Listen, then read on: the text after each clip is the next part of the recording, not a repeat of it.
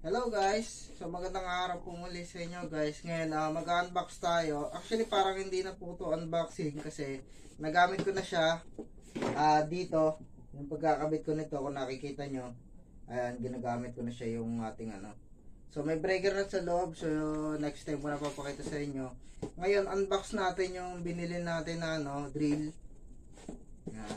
So ito yung ginamit natin dito para makapagkabit tayo ng ng mga outlet, tsaka makapagawa tayo ng lusutan ng wire. Una guys, ito muna yung papakita ko sa inyo. Ayan. So ito guys yung previous na kasama nung nung drill na 1.8 na drill bit. So 10 pieces to guys. Ito.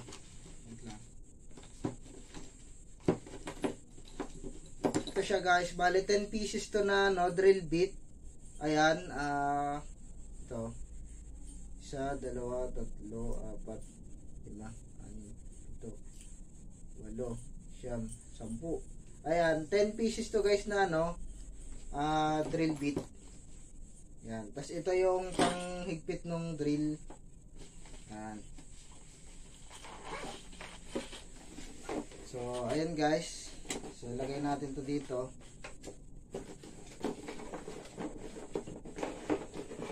So, ito naman guys yung handle niya.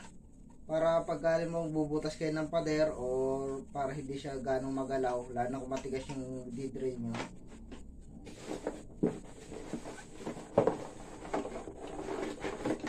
Ayun, ito na siya guys. So, ito yung mismong drill. Nagustuhan ko dito guys is naka-sale siya sa Handyman. So doon ko siya binili sa Robinson. So ang nagustuhan ko dito is meron na siyang hammer. Ayan, pagka magbubutas kayo ng mga matitigas na bagay. Tapos naka-impact drill lang siya. Ayan.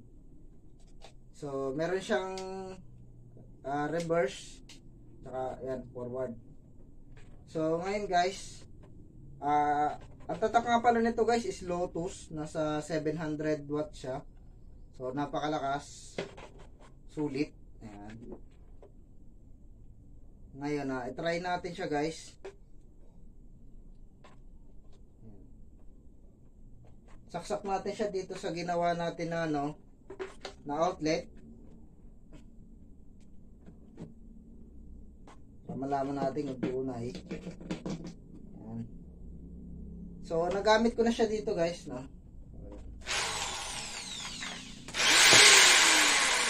Ayan na siya guys. So,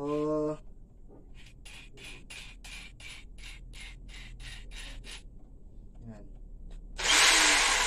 As pag reverse naman guys, meron din. Ayan. Tapos pagka naka-hammer, yan, so mas malakas siya guys pagka naka-hammer. Yan.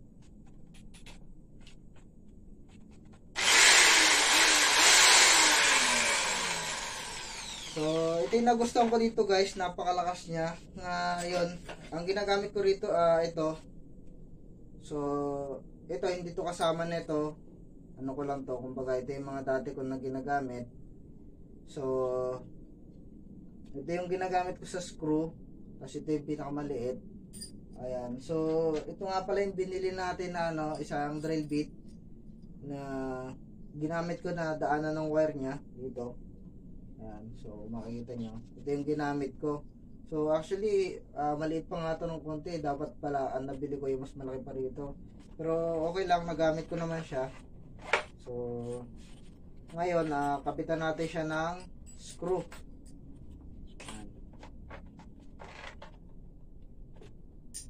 Kapitan natin siya ng screw.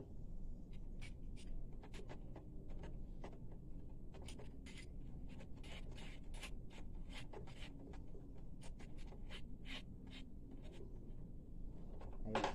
Tapos, silpitan natin. Yan. May 3 butas to dito guys para sa mga hindi nakakaalam, pero to sa mga nakakaalam na hindi nyo na kailangang alamin to. Yan. So lahat yan guys, hihigpitan nyo para yung diamond niya is hindi masira. So pagka mag-screw kayo, yan yung normal niya.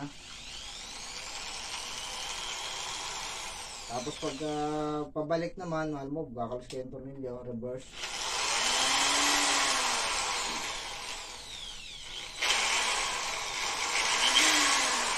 So yan siya guys.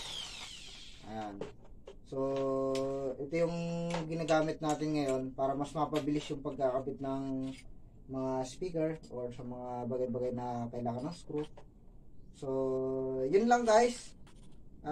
Papasalamat ako sa inyo sa pananatili nyo sa channel ko kahit na minsan lang tayo makapag-upload. Nagpapasalamat ako sa inyo. Ito nga pala guys, ginagamit ito pagka matitigas na bagay yung gagamitin nyo. Yan. Lalo na kung sa pader kayo magbubot. Yan, so medyo tutulak-tulak siya, Kaya kailangan nyo talaga ng force. Mahawakan nyo siya ng ayos kasi pagka isang kamay lang, so magtatabi-tabi yung nun. So kailangan dalawa para hindi siya tumabingi yung butas kung diretso yung butas nyo, So ito yun guys.